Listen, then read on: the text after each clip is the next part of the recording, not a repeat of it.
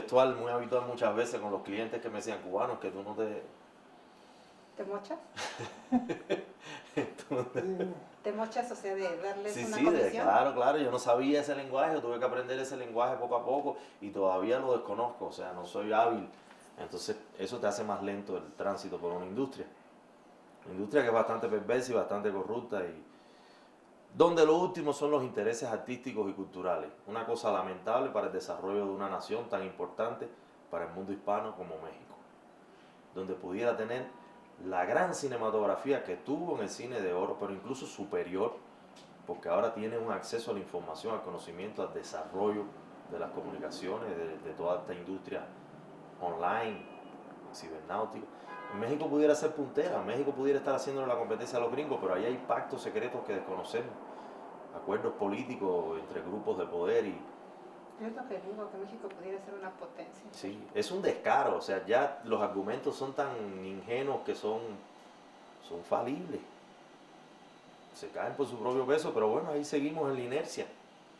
Y así nos pasa con muchas cosas. Sí, hay una estadística alta y es verdad que es un gobierno subsidiario de la cultura, casi al nivel de Francia, que es el país que más destina dinero y recursos a la cultura. Lo que México anda en la lista de los 3 o 4 primeros en el mundo. Y es cierto que somos el cuarto país consumidor de cine y de imagen en movimiento en el planeta.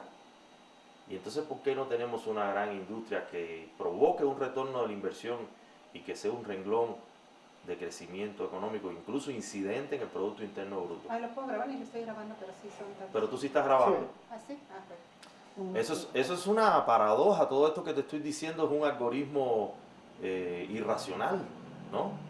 Hay una historia, hay una tradición industrial, hay un volumen de productores, creadores, hay una industria fílmica y audiovisual potente. ¿Y por qué entonces no son líderes mundiales? ¿Por qué no son una gran industria a nivel de Hollywood, a nivel de la India? Entonces, de Hong Kong, de esos países que son la misma Europa. Temas sobran, asuntos sobran, ¿por qué entonces estamos mimetizando otras estéticas y otras historias ajenas y otros clichés y otros estereotipos visuales? Y este país produce una cantidad de imagen a borbotones día a día, o sea, y revisar nada más en su historia. Yo siempre digo, yo no puedo adjudicarme el crédito que soy mexicano, yo tengo 20 años aquí, yo estoy insertado en este país, en esta tradición. Yo profeso la misma relación de amor-odio que profeso por la cubana, o sea, porque es una postura crítica la que ejerzo con el lugar donde resido, sea el que sea, porque yo soy un hombre ya de cualquier sitio, yo soy un hombre de la extraterritorialidad y posnacional, independientemente de que tengo mis pasiones nacionalistas también, que son rezagos culturales, republicanistas y demás, pero independientemente de eso, yo me pregunto, ¿por qué este país no tiene una gran película sobre Zapata? ¿Por qué este país no tiene una gran película sobre la Malinche? ¿Por qué este país no tiene una gran película sobre Sor Juana Inés de la Cruz? Y así sobre Alfonso Reyes, y así sobre millones de fundadores, que son los pilares sobre los que está montada esta nación. Y entonces hacen películas mierderas, 70 películas al año, de las cuales sirven 5. Y de las cuales esas 5 son las que logran hacer un lobby en Cannes, en el Oscar. ¿Por qué creadores como Iñárritu, como Cuarón, por qué no abordan los grandes temas nacionales? ¿Por qué tienen miedo? ¿Por qué no se hablando del cosmos y de la gravedad y el otro hablando de la locura en New York o de... Con todo respeto, esa gente son grandes creadores y lo han demostrado y están metidos en la gran industria. Yo estoy hablando del tema conceptual que hay detrás, del tema filosófico, humanístico, del tema espiritual, de la línea de trabajo que hay detrás de eso, que se inserte dentro de un patrimonio identitario que tenga que ver con la solidez de la construcción de una nación que no está consolidada, que está quebrada hace mucho tiempo y que no acaba de cuajar, justo por esos principios malinchistas, porque es un cine que no se permite una revisión de la nación, de los problemas medulares de la nación. No va al fondo, se queda en la superficie, es un barniz siempre. Y está tan invadido por la televisión que está destrozado. Ya uno no sabe distinguir si está viendo un género de la sala oscura del cine o está viendo un género de la pantalla, del mueble que es la televisión, como decía Picasso. Al final es un mueble, no es arte ni es nada. O sea, es que no es ni siquiera un medio de comunicación ya. Para mí eso es un objeto denigrante de la existencia cotidiana. O sea, Yo la uso para fines muy específicos y precisos, porque si no te deforma, tienes que estar alerta.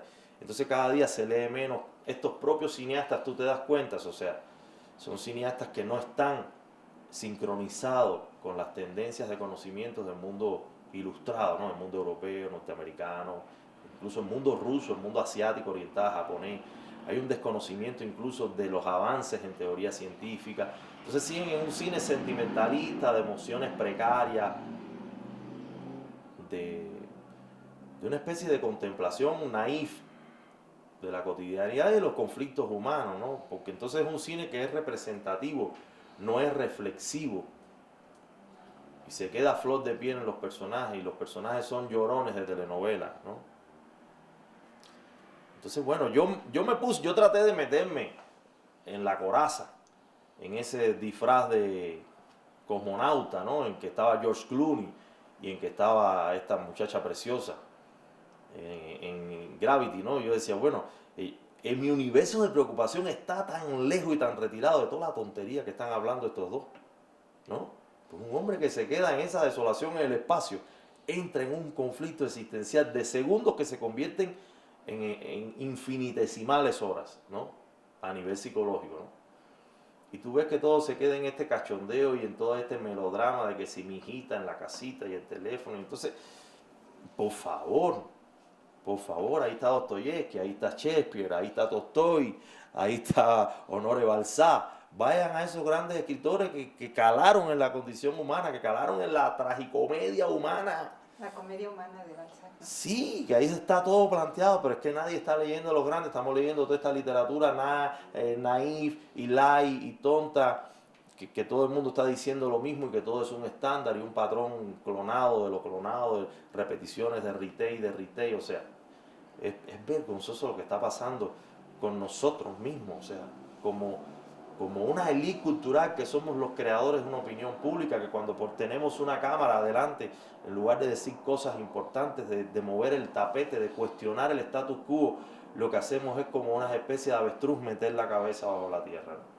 A mí eso me da mucha vergüenza y no tengo ningún reparo en ganarme un ejército de enemigos y detractores por ser un aberrario, una oveja negra, todo lo contrario. O sea, siento ya un orgullo, un beneplácito de estar cada día menos en la televisión y de estar cada día en los menos y de ser cada día menos manoseado por los medios, ¿no? Porque los medios lo que hacen es descuartizarte al final. Aquí la gente se llama con la mano en la cintura por hacer una ínfima aportación a este trabajo. Se llaman celebrities, se llaman estrellas, figuras públicas. Tú dices, pero ¿esto qué cosa es? O sea, yo recuerdo que hasta personas que no eran tan profundamente cultas, como una María Félix, cuando tenía la oportunidad de opinar, aquello era lo que tiraba era un misil que estremecía a la nación. Entonces tú ves todas estas estrellitas que se la pasan en todos los medios con los tweets, tontería, una monserga de idiotez cotidiana que nada le aporta a nadie. ¿Qué me importa a mí si usted se divorció, si parió, si puso un cuerno? A mí eso no me dice nada. Eso está en la literatura universal desde hace 2000 años. Eso la peor perversidad que a usted se le ocurra ya estaba en el Cantar de los Cantares, ya estaba en el Marqués de Sade. Entonces no me venga ahora a impresionar con basofia, ¿no? Si te parece bien, Ernesto, entramos a lo que corresponde de... Pero sácate 4 o 5 frases de ahí, ponla. Porque Sí. esto es más importante que todo lo demás. Lo demás es fenoménico, que ese es el problema. Tenemos que escapar de lo fenoménico. Y las personas que tienen una formación marxista tienen la ventaja de poder distinguir eso. A mí no me importa en la trama humana tanto el fenómeno. El fenómeno a mí me evidencia una esencia oculta. Es la plasmación en la superficie de algo secreto más profundo, ¿no? Y a eso es a lo que hay que ir, al meollo del asunto. Esta estandarización temática de la que hablas, ¿a dónde nos puede llevar en América Latina? Y pues... ¿A dónde nos está llevando? A ser ciudadanos de segunda, a ser naciones de tercera, a estar sometidos por las grandes potencias mundiales, a convertirnos en culturas de maquiladores. Por eso tienes un Mujica que está levantando un país con otra percepción de las cosas y por eso convierte a Uruguay en uno de los países con mayor crecimiento. Y a mí el tema de crecimiento tampoco me indica mucho, pero hay una estabilidad social, hay una armonía social, no hay pobreza, no hay hambruna, hay concordia, hay felicidad, hay prosperidad económica y esos son los verdaderos indicadores. Usted quiere saber cómo está la economía de un país, abra el refrigerador de una familia cualquiera, la que tenga refrigerador, si no abra una alacena. O visítela a ver si está sonando la olla de presión en la cocina. Ese es el mejor indicador de cómo está el Producto Interno Bruto. No me importan las estadísticas frías estas que salen en la prensa y que dicen los políticos. Todo eso es mentira, todo eso es manipulación de la conciencia social. ¿Y a dónde nos está llevando esa estandarización? A que nos desconozcamos más a nosotros mismos, a que no sepamos quiénes fuimos, quiénes somos y hacia dónde vamos. Porque es lo que decía Marx, el que no sabe quién es, algún día se encontrará con el que fue. O sea, eso te alcanza. Entonces estás perdiendo un tiempo. Ponte para las cosas, right now, do it, hazlo y ahora mismo. No esperes a tanto. Y aquí todo es promesa. Promesa. La democracia, al igual que el socialismo y al igual que el cristianismo, como decía Derrida, está montada sobre la eterna promesa. No me dejes para en más allá lo que me tienes que dar ahora. La vida es muy corta y muy precisa.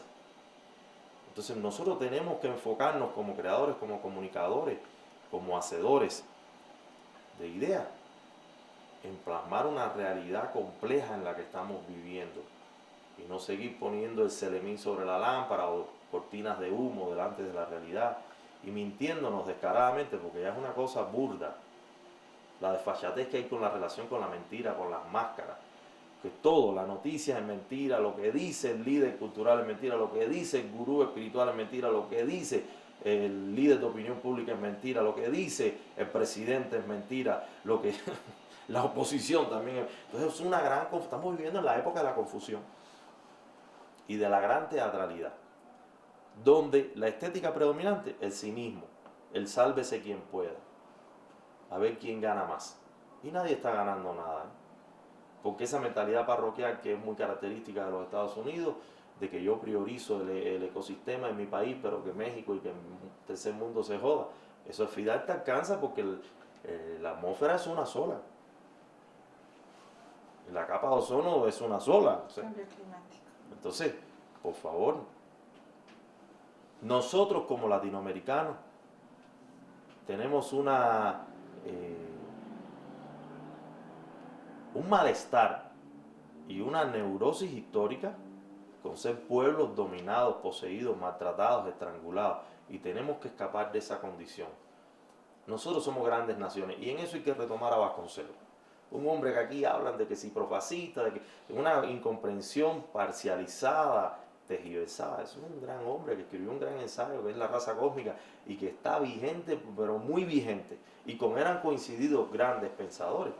Por ejemplo, Émile Cioran, en uno de sus últimos ensayos, hace un énfasis en la importancia que va a tener el mundo latinoamericano para el cambio a nivel global, como hace un énfasis en el papel que va a jugar Rusia. Y ya eso lo estamos viendo. Ahí está Rusia como una de las grandes economías emergentes y ahí está Brasil. Y viene Uruguay y países que están en crecimiento como Panamá, como el propio Chile. No sé decirte si México entra en ese paquete porque esto es como una especie de montaña rusa que de año en año todo es para arriba y para abajo. No hay una estabilidad, no hay una visión sistémica del desarrollo. Aquí cada partido, cada gobierno que entra trae una estrategia diferente, entonces es una anarquía. No hay visión sistémica. Pero eso lo trae y lo produce la ciencia. ¿Pero qué tú vas a esperar de un gobierno que está presidido por un hombre que se leyó 3 libros y no se acuerda si el autor de la Biblia es Carlos Fuentes o es... O sea, perdón, estamos en el hoyo y cavando. O sea, y que me perdonen los oficialistas, pero prefiero un malvado inteligente que un cínico bruto. Si te parece bien, Vámonos para Cuba, vamos a destrozar aquello que también es digno de... vamos para Cuba, exacto. ¿Qué nos puedes platicar del cine cubano, sobre todo el actual? ¿Qué películas son las que sobresalen? ¿Nos quedaremos nada más con Fresa y Chocolate o hay más? ¿Qué nos pudieras No, decir? hay un cine emergente que es un cine que casi está en alternancia con el cine oficial cubano, llamado cine del ICAI, Instituto Cinematográfico de Cine en Cuba, ¿no? Hay un cine que es el esfuerzo, nace del esfuerzo audaz de los creadores, de los cineastas, de los productores, incluso de coproducciones con segundos y terceros países, España, América Latina, y es un cine que ya se desmarca, que no está sistematizado en los estudios, ni siquiera en las antologías, ni siquiera en la crítica, porque es un cine que anda en desbandada, en estampida, poco organizado, al cual el gobierno cubano, tanto de Fidel como de Raúl, le ha tenido mucho miedo. Y entonces por eso es un cine que no acaba de ocupar una vidriera pública de exposición importante, ¿no?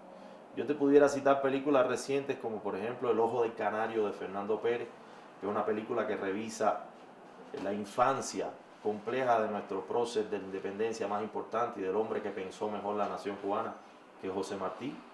Te puedo hablar películas como Conducta, de Ernesto Arana, que es una película que revisa todo el sistema educativo y moral cubano actual y la lucha de perspectiva entre distintas generaciones sobre el tema formativo de las nuevas generaciones en Cuba. ¿Y a qué conclusión llega él? Bueno, ahí no hay conclusión, ahí se está exponiendo un dilema, una vicisitud social que hay, ¿no? Es una generación vieja que supuestamente pretende todavía rescatar los grandes valores de una forma de instruir al niño y al infante y al pionero en valores perdurables, incluso rescatarlo de cierta atmósfera o circunstancialidad que lo combina a que sea un delincuente, y en todo momento hay una labor interesante de filiación humana entre la maestra y el alumno, y una generación nueva, descuidada,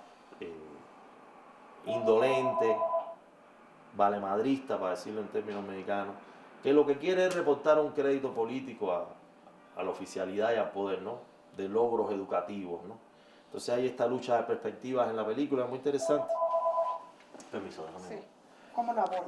Ahí es una película muy interesante porque aborda toda esa etapa también formativa de la infancia de Martí, su relación familiar, su proceso en la cárcel, su exilio, o sea, toda esa conformación de valores, ¿no? Que le viene del padre, de la madre, del contexto cubano, de la colonia, todas estas grandes preocupaciones del niño que empiezan a nacer de las primeras fascinaciones, del miedo, el sentido de la libertad, el sentido de la independencia, el sentido moral, el sentido incluso de cierta libertad erótica, sexual, de la imaginación, de la conformación de una psique, de una personalidad, de un carácter, de una estructura psicológica en Martí en los primeros años. Cosas que hay que atisbar desde la ficción y desde la imaginación preponderante porque no hay testimonios apenas de esas cosas, ¿no?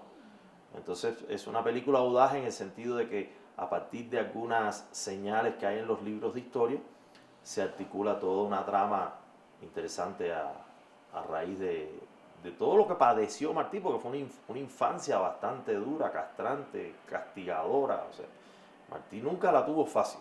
Sin embargo, mire el hombre de luz que significa aún hoy para el mundo contemporáneo. O sea, ¿Cómo que vicisitudes tuvo en su infancia? bueno, y ahí tendríamos que ver la película. Martí, imagínate tú, Martí fue preso siendo un muchacho. Tuvo que trabajar en una cantera picando piedra. Es lo que sí, con un grillete que le dejó secuelas en el tobillo, en el testículo, o sea, unas cosas tremendas las que vivió Martí. Martí fue un hombre, un ave fénix, un renacido de un extremo dolor, un hombre que se supo reinventar a sí mismo. Está en la dimensión de los grandes avatares Martí, como está Buda, como está Krishna, como está Jesús, o sea, en esa dimensión, en Hispanoamérica. Yo me atrevo a decir que ni en el 19 ni en el 20 hay un hombre que supera a Martí, ni en obra, ni en pensamiento, ni en humanismo, ni en códigos morales, ni en el republicanismo de concebir una nación en sentido virtuoso de la palabra. O sea, y un hombre que por donde quiera que fue un embajador de la hispanidad y que por donde quiera que desfiló le aportó al mundo un legado cultural trascendente, desde la política, desde la poesía, desde la filosofía, desde la familia, un hombre que tuvo grandes amigos, que tuvo una cofra de amigos en cada país que visitó, y un gran libertador, y un hombre que inventó Cuba. Nosotros no éramos un país hasta que apareció ese hombre y dijo, lo que hay que hacer es esto. Y el proyecto más grande que hemos tenido como nación, como quizás ustedes lo tuvieron con Benito Juárez, ¿no? En algún sentido. En ese sentido, ¿qué otras películas tú nos puedes mencionar? Mira, es que como te decía, esas películas no llegan a las grandes distribuciones.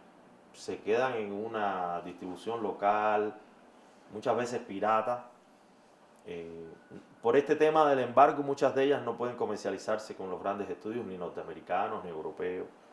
Entonces, pasan por una cineteca, o pasan por un festival, o alguien que viajó a Cuba las compra en formato pirata. es la forma en que se distribuye, promociona. Pero es muy difícil hacer un análisis cabal de todo lo que ha pasado. Yo tengo 20 años fuera de Cuba también, entonces yo cuando viajo allí es que puedo actualizarme un poco. Te pongo esos dos ejemplos porque para mí son meritorios señalar, ¿no? Pero yo sé que estoy pecando de discriminar obras importantes porque no las conozco todas, ¿no? De tus obras, ¿qué nos puedes decir? Bueno, yo apenas he podido, de hace unos 5 años, empezar a enfocarme en mi trabajo personal como autor cinematográfico y como escritor incluso, ¿no? Porque los primeros años los dediqué a trabajar en función de una industria, ¿no? Y de posicionarme dentro de una industria hispanoamericana de producción, más enfocado en hacer comerciales, music videos, documentales para televisión. Y ahora es que estoy más enfocado en la ficción, tengo ya 3 cortometrajes. De hecho, el más reciente es del 2012, que obtuvo 6 premios internacionales y 23 nominaciones en selecciones oficiales. ¿Cómo se denominó? Apócrifo.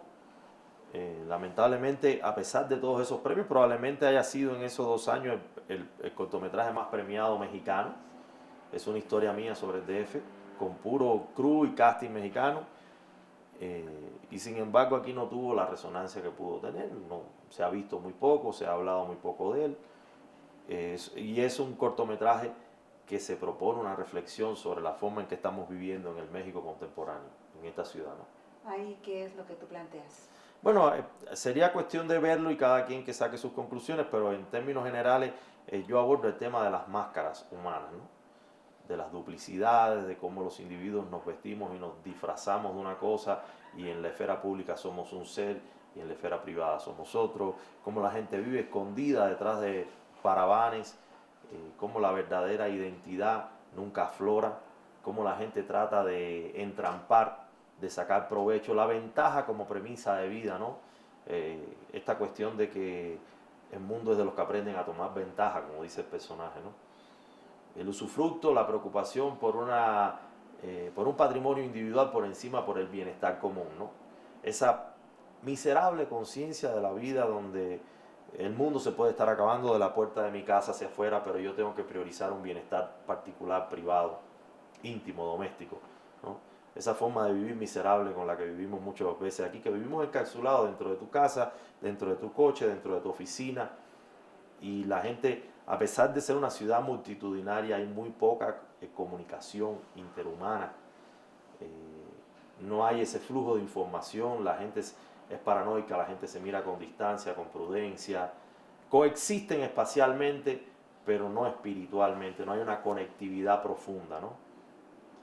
En ese sentido, los otros cortometrajes, ¿qué temáticas abordan?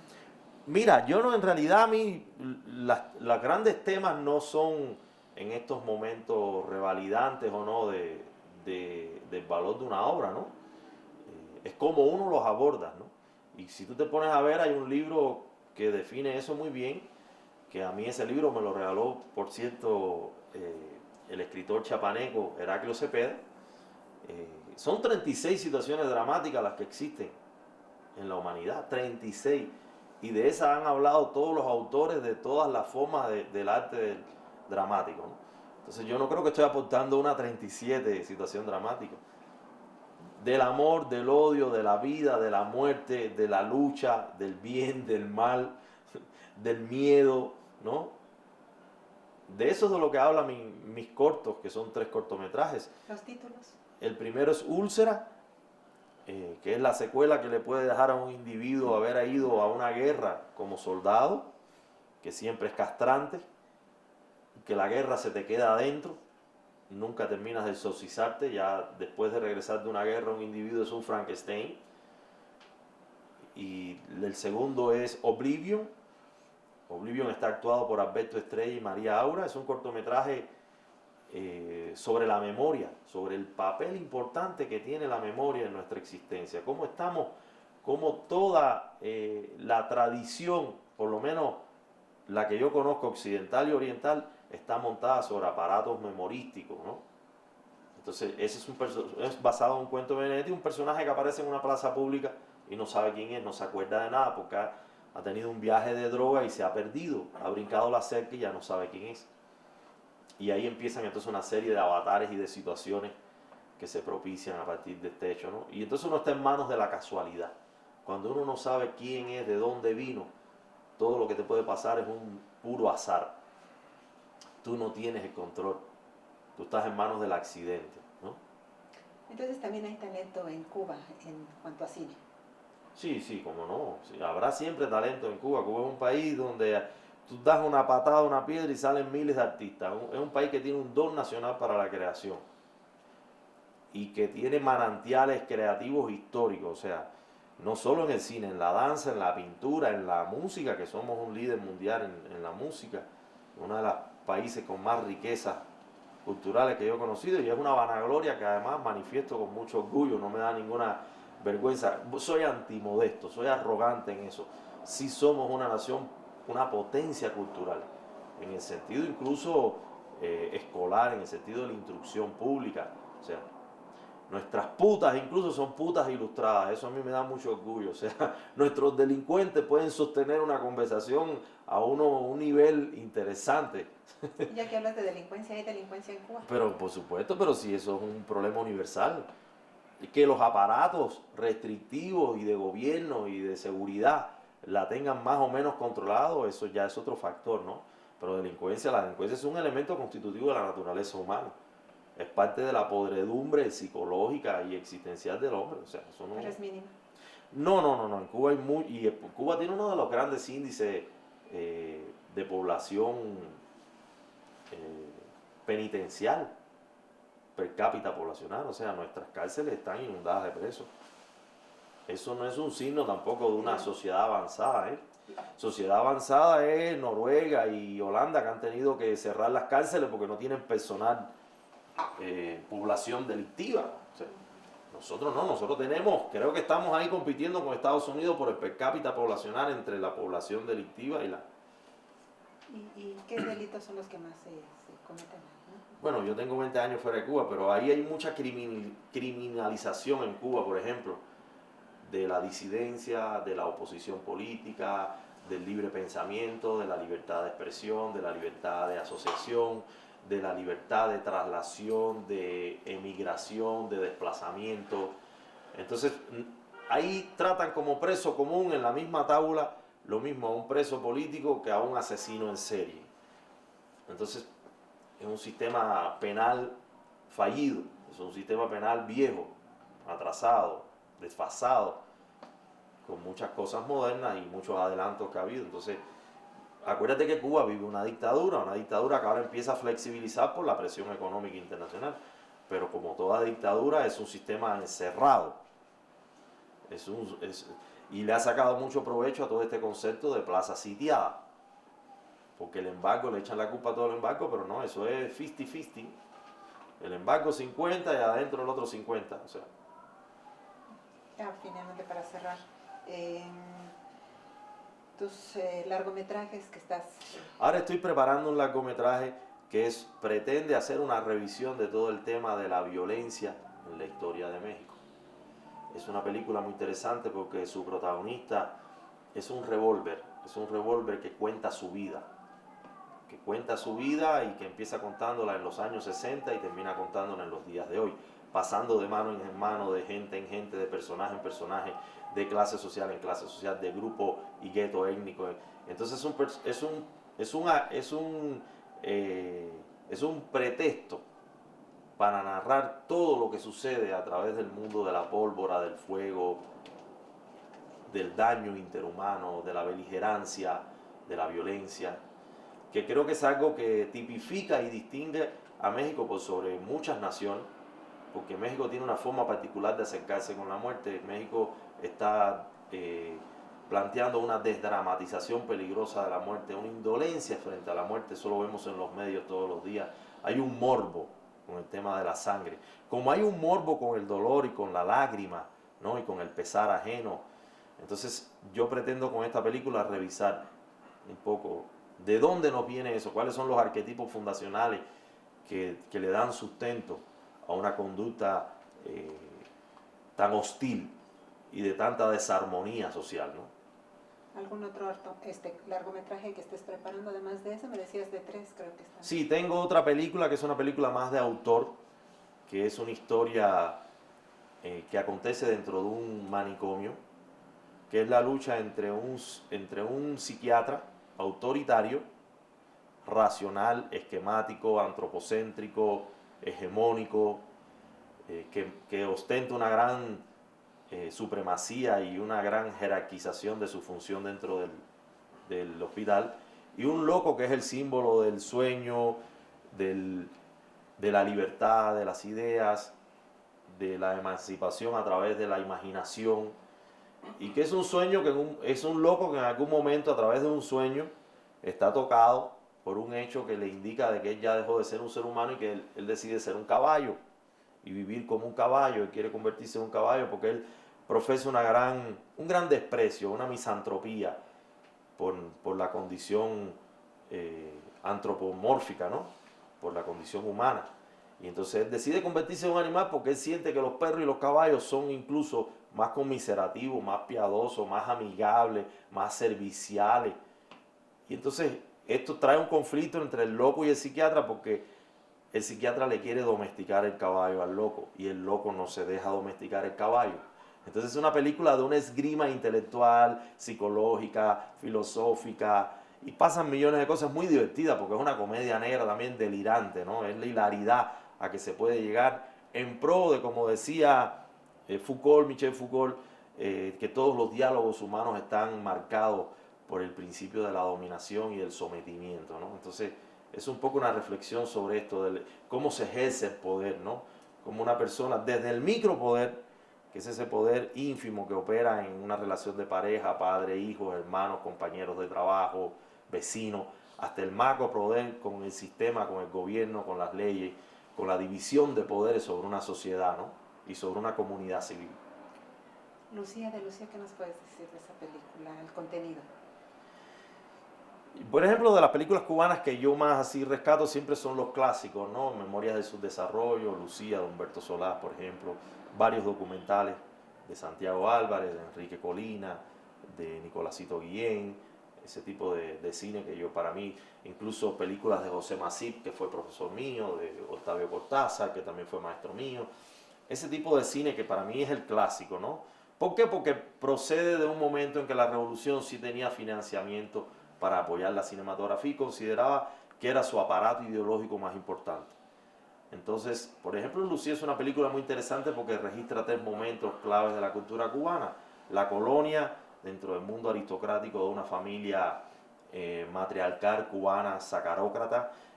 Después viene todo el movimiento de la clandestinidad y la lucha revolucionaria del 26 de julio en los años 50, a partir del asalto del cuartel Moncada hasta el triunfo de la revolución, todo lo que significó esa épica, ¿no? Es una película muy bonita, de generaciones que tuvieron que hacer un extremo sacrificio para llegar a consolidar un proceso de cambio revolucionario en la sociedad cubana. Y después entonces viene todo el cambio del paradigma moral con la tercera historia. Es un tríptico la película de este campesinado troglodita, torpe, rústico, como cuando empieza a acceder al conocimiento, a la campaña de alfabetización, a la ilustración, a la instrucción pública, como esto trae una serie de conflictos: la liberación de la mujer, que la mujer deje de ser ama de casa, que se convierta en una mano de obra con la misma capacidad y con la misma oportunidad de beneficios y derechos y compromisos sociales que el hombre, y un hombre machista que no acepta que la mujer esté estudiando, se esté superando, sepa leer, que vaya a trabajar, que tenga amigas, que empiece a sociabilizar. Entonces es una película que muestra 3 momentos clave, sobre todo de la cultura femenina cubana.